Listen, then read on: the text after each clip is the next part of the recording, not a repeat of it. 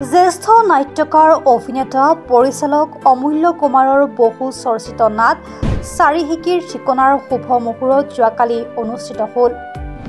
চাৰিহিকি ঠিকনা যিখন নাটক মঞ্চস্থ কৰিবলৈ লৈছে, সেই নাটকখন ৰংগালয় অসম নামৰ নাট্যগোষ্ঠীটোৱে তেওঁলোকৰ পুনৰ প্ৰকাশ ঘটাব বিচাৰিছে। মাজতে কিছুদিন বিৰতি হৈছিল আৰু মই ভালকৈ জানো তেওঁলোক 1986 পৰা এতিয়ালৈকে 38 বছৰ ধাৰাবাহিকভাৱে আহি আছে।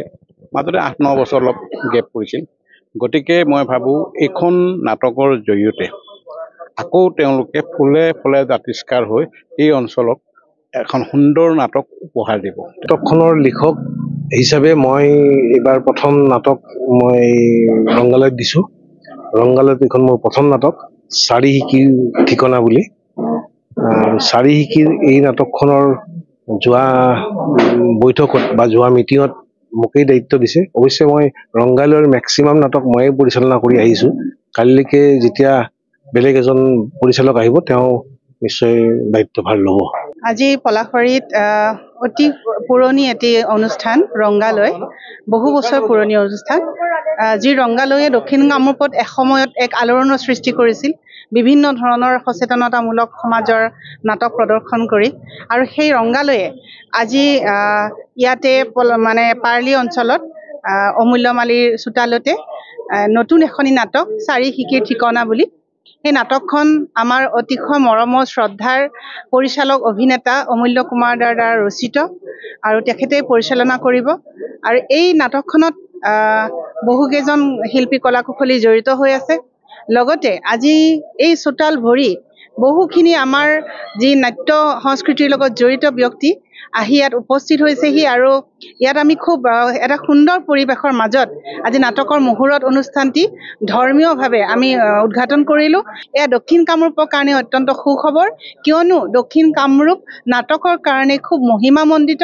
আৰু এই মহিমামণ্ডিত দক্ষিণ কামৰূপতে নতুনকৈ বহু বছৰৰ পিছত চাৰিহিকিৰ ঠিকনা কৰিবলৈ গৈ আছোঁ। অমূল্য কুমাৰ দাৰ নিচিনা এজন দক্ষ পৰিচালক আৰু এতিয়া নাটকৰ ৰচয়িতা, গতিকে তেখেতে যিকোনো কাম কৰিলে সদায় চিৰিয়াছলি কৰে আৰু এই কামটো অমূল্যদাই নিশ্চয় চিৰিয়াছলিয়ে কৰিব। আৰু পলাশবাৰীৰ লগতে দক্ষিণ কামৰূপক এখন সৰ্বাংগ সুন্দৰ নাটক উপহাৰ দিব পাৰিব বুলি আমি ৰাইজৰ ওচৰলৈ আমি আশাবাদী আৰু ৰাইজে গ্ৰহণ কৰিব বুলিও আমি আশাবাদী। সম্প্ৰতি সমাজখনত নাটকৰ প্ৰয়োজন এটা অনুভৱ কৰা হৈছে, কাৰণ সমাজৰ যিটো দিশ, এই দিশটোক উনুকিয়াই দিবৰ কাৰণে নাটক আচলতে প্ৰয়োজন হৈছে। আৰু আপোনালোকে জানে যে সমাজৰ যিখন পঢ়াশালী, এই পঢ়াশালীখনেই হ'ল নাটক। অৰ্থাৎ সমাজখনক যদি আমি কিবা শিকাব লগা হয়, সমাজখনৰ যদি কিছু কথা ক'বলগীয়া হয়, তেতিয়াহ'লে একমাত্ৰ মাধ্যম নাটক। আৰু নাটকহে সকলো মানুহৰ সকলো ইমোশ্যনক জাগৃত কৰিব পাৰে। গতিকে সেই ক্ষেত্ৰত নাটকৰ প্ৰয়োজন হৈছে। আৰু ৰংগালয়ে আমি অনুভৱ কৰিছোঁ এই নাটকখনে, চাৰিহিকিৰ ঠিকনা নাটকখনে সমাজৰ কিছুমান দিশ আমি দাঙি ধৰিবৰ কাৰণে সক্ষম হ'ম। নাটকখনত ডাইলগ নাপাব, কিন্তু নাটকখনত কথা থাকিব। কিছুমান কথাৰে এইখন এটা আমি পৰীক্ষা কৰিব খুজিছোঁ, যিটো নাটকৰ প্ৰাণ ডাইলগ বুলি কয়, সংলাপ বুলি কয়। কিন্তু এইখন নাটকত আমি এটা পৰীক্ষা কৰিব খুজিছোঁ যে সংলাপৰ পৰিৱৰ্তে কথা কিছুমান আমি সোমাই নাটকখন কৰিব খুজিছোঁ। এইটো আমাৰ পৰীক্ষা হ'ব এইবাৰ। অসমৰ সংবাদ জগতখনৰ বাবে এক সুখবৰ। নৰূপ নসাজেৰে প্ৰায় 30 বছৰীয়া অভিজ্ঞতাপুষ্ট সাপ্তাহিক কবচ পুনৰ এবাৰ ৰাজ্যৰ মাজলৈ।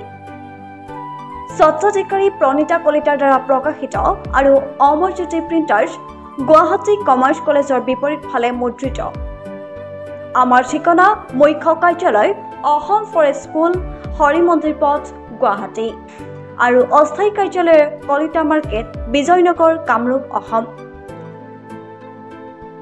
মোবাইল নং 9435114666 আৰু 7024722813। Mail ID prabhatiahom@gmail.com।